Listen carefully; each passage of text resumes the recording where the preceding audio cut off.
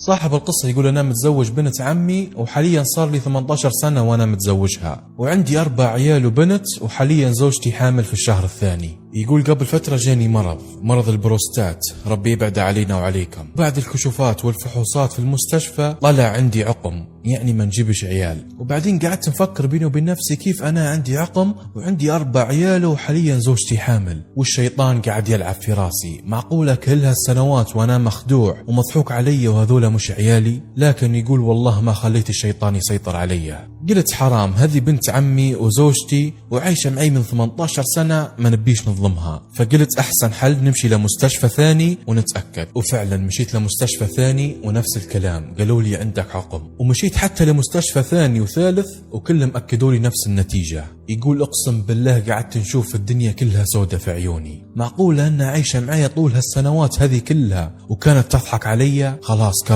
كرهتها وكرهت العيال. لكن قررت أني نفحص فحص DNA لعيالي عشان ما نبيش نظلمها. يقول لما قررت نفحص فحص DNA لعيالي عشان يعني ما نبيش نظلم زوجتي، وفعلا جيت في الليل وعشان ما ننكشف في هذيك الليلة استنيت لين عيالي يرقدوا وخذيت المقص ومشيت لكل واحد منهم قصيت شوية من شعرهم وهم راقدين ومش حاسين بحاجة. وبعدها في اليوم الثاني مشيت للمختبر وقدمت لهم العينة هذه عشان تحليل DNA. كنت على أعصابي وخايف وقلبي يدق بسرعة، ولكن مشيت للمختبر. وفي المختبر قالوا لي إن نتيجة التحليل مش حتطلع إلا بعد شهر. قلت لهم ليش شهر يعني؟ قالوا لي عشان نتأكد كويس وتكون النتيجة مؤكدة 100%. المهم في المختبر قالوا لي لازم تكون مدة الفحص شهر كامل. سلمت أمري لله ورجعت لبيتي والشك قاعد يلعب في راسي. تخيل روحك مكانه. يقول رجعت للبيت يعني إكراما لعمي وما نبيش نتهور لأن هذه بنت عمي وعايشة معي من 18 سنة. رجعت للبيت وكالعادة يعني عيالي أول ما نرجع للبيت يقعدوا يلعبوا قدامي وفرحانين، لكن أقسم بالله أني كنت كارههم وكنت حاط عيوني عليهم ونقول إن هذول مش عيالي. والشيطان قاعد يوسوس لي فبديت نرفع في صوتي عليهم وضربت الأول والثاني. كنت مش طايقهم وما نبيش حد منهم يقرب مني. فجت زوجتي وخذت لي عياله وحطتهم في الغرفة كانت مستغربة مني، يعني أنا لما نجي البيت في العادة نمسك عيالي ونقعد نلعب معاهم وكذا، لكن المرة هذه كنت كارههم واجد. وبعدين جتني زوجتي وقالت لي شنو صاير لك؟ ليش تعامل في العيال بهالطريقة؟ كنت حاط عيوني عليها ونفكر بيني وبين نفسي ونقول في نفسي يعني نخنقها نقتلها، كيف خدعتني وكذبت علي طول هالسنوات. لكن هديت روحي وقلت لا إله إلا الله وتعوذت من الشيطان. وقالت لي أنت تعبان من العمل ولا شنو فيك؟ قلت لها أي نعم تعبان من العمل واجد.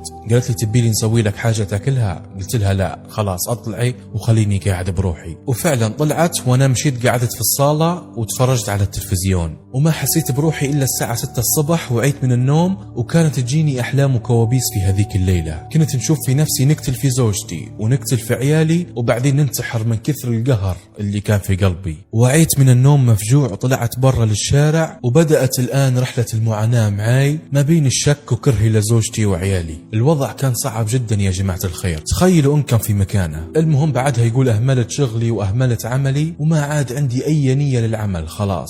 كنت نطلع كل يوم من البيت ونقول لهم اني ماشي العمل، لكن في الحقيقة كنت نقعد بعيد شوية عن البيت ونقعد نراقب في بيتي لمدة شهر. كنت نستنى هل في حد غريب حيخش عندي للبيت، لكن خلال هالشهر هذا كله لا شفت حد خش عندي للبيت ولا حتى شفت يعني ان زوجتي طلعت برا. المهم حاليا لما جاء الموعد المحدد يعني في المختبر وفحص DNA اتجهت على طول للمختبر. ونتذكر ان كان قلبي يدق وكنت خايف وفرحان في نفس الوقت. ولما وصلت للمختبر وخشيت عليهم جتني صدمة ما بعدها صدمة. قالوا لي نعتذر منك النتائج مش جاهزة. قلت لهم ليش؟ قالوا لي بان الجهاز تعطل وصارت فيه مشكلة وامامنا اسبوع ان شاء الله ونعطوك النتيجة. يقول انا شهر وقريب نموت، شنو بيصبرني الاسبوع ثاني؟ يقول درت مشكلة في المختبر ولكن في الاخر يعني طلعت ووكلت امري لله وقلت نتحمل اسبوع عادي. طلعت من المختبر ومشيت لواحد صاحبي ورفيقي، راجل عشرة عمر بيني وبينه، دائما كان واقف معاي ويسمع فيا ونحكي له عن مشاكلي سواء يعني مع زوجتي او في العمل.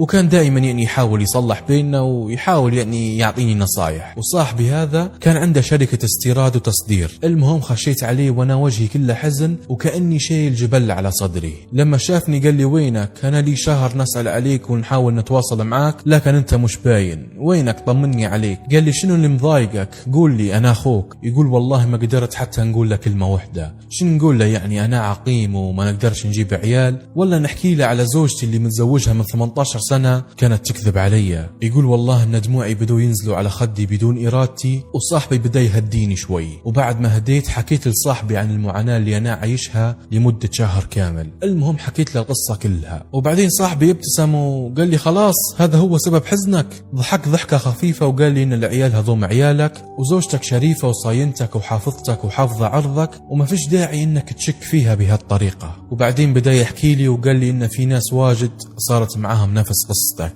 جابوا عيال وبعد سنوات يعني لما جاهم مرض وكذا ما قدروش إنهم يجيبوا مرة ثانية. وبدا يحكي لي في كلام واجد وقال لي بكرة التحاليل حتثبت لك إن شاء الله إنهم عيالك. المهم يقول ارتاحت نفسيتي شوية بعد كلام صاحبي وقدرت حاليا إني نرجع للبيت. لكن المصيبة بعد ما رجعت للبيت بعد كلام صاحبي هذا زوجتي جتني وسألتني، قالت لي وينك اليوم؟ طولت واجد. يقول انفجرت في وجهها وبديت نعلي في صوتي عليها ونسب فيها ونلعن فيها هي وعيالها. وبعدين خشوا علي العيال فرحانين يبوا يلعبوا معاي، ولكن أنا عليت صوتي عليهم وبديت نسب فيهم ولعنتهم وقلت لهم اللي يقرب مني والله العظيم إني نضربه، بعدوا عني أنا كرهكم خلاص.